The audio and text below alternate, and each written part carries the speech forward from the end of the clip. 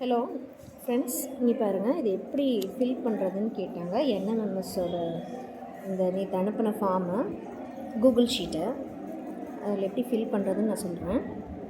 First அந்த லிங்க்கை click பண்ணிக்கோங்க. உங்களோட ஜிமெயில் ஐடி ஏதோ ஒன்று அதையும் கிளிக் பண்ணிவிட்டு ஓகே போட்டுருங்க.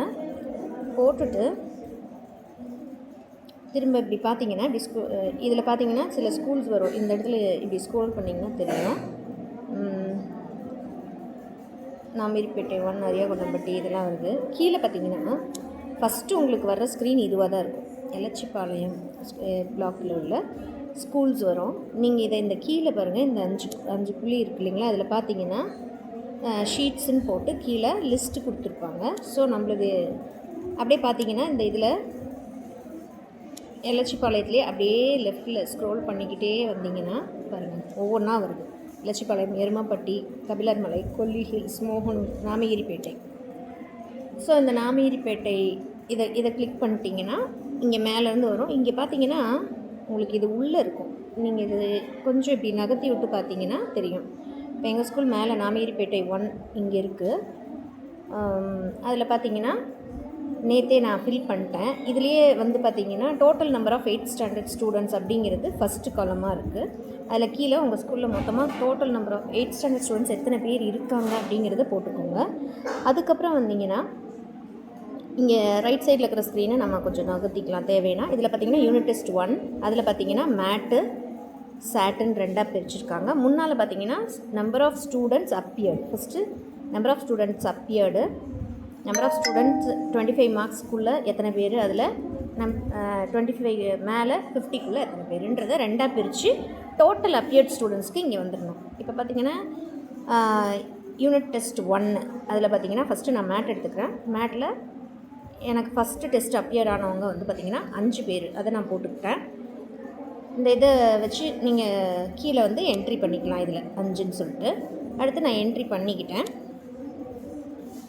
அடுத்தது பார்த்திங்கன்னா இந்த மேட்டை ரெண்டாக பிரிச்சுருக்காங்க. நம்பர் ஆஃப் ஸ்டூடெண்ட்ஸ் 0 to 25 மார்க்ஸ்க்குள்ளே, அடுத்தது நம்பர் ஆஃப் ஸ்டூடெண்ட்ஸ் 25 to 50 மார்க்ஸ்க்குள்ளே, 26லேருந்து 50 மார்க்ஸ்க்குள்ளே எடுத்தவங்க எத்தனை பேர்.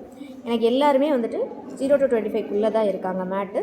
ஸோ நான் வந்து அந்த 5ஐயும் இங்கேயே போட்டுக்கிட்டேன். அதையும் கீழே இந்த எஃபெக்ட்ஸ்ன்னு இருக்கிற இடத்துல நீங்கள் டைப் பண்ணிங்கன்னா இங்கே உட்காந்துக்கும். அடுத்தது நம்பர் ஆஃப் ஸ்டூடெண்ட்ஸ் 26 to 50ல் 0 போட்டுக்கிட்டேன். ஸோ இது ரெண்டையும் நீங்கள் வந்து கூட்டினீங்கன்னா இந்த 5ங்கிறது டேலி ஆகும். அடுத்தது சேட்டுக்கு வர்றோம். சேட்டு எல்லாம் ஒரே நாளில் வச்சதுனால இதே 5 ஸ்டூடெண்ட்ஸ் தான் இதுக்கும் அப்பியர் ஆகியிருப்பாங்க. அதனால் இதுக்கு தனியாக நம்பர் ஆஃப் ஸ்டூடெண்ட்ஸ் அப்பியர்டு வராது. ஸோ சேட்டில் 0 to 25 மார்க்ஸுக்குள்ள அதே தான், எனக்கு 5 பேரும் இதிலே தான் இருக்காங்க. ஸோ 26 to 50ல் 0 போட்டுட்டேன். ஸோ இது யூனிட் டெஸ்ட் 1. அடுத்தது இப்படி ஸ்க்ரோல் பண்ணிட்டே வந்தீங்கன்னா அடுத்து யூனிட் டெஸ்ட் 2 வருது. அதுக்கு டேட்டு 10/7/26ன்னு வருது. அதுலேயும் அதே தான், மேட்டு அடுத்தது சேட்டு. இதுலேயும் முதல்ல போட்ட மாதிரியே columns. Number of students appeared first எனக்கு 5 பேர், அடுத்தது 0 to 25க்குள்ளே அதே 5 பேர் இருக்காங்க. மறுபடி 26 to 50 0 போட்டேன். அதே சேட்டில் அதே 5 பேர் 0 to 25, அதே அப்போ 0 26 to 50ல். அடுத்தது தேர்ட் டெஸ்ட்டில் அதே 5 பேர் தான் எனக்கு நம்பர் ஆஃப் ஸ்டூடெண்ட்ஸ் அப்பியர்டு. மேட்லேயும் அதே 3 காலம், சேட்லேயும் அதே 2 காலம் ஃபில் பண்ணிக்கிறோம்.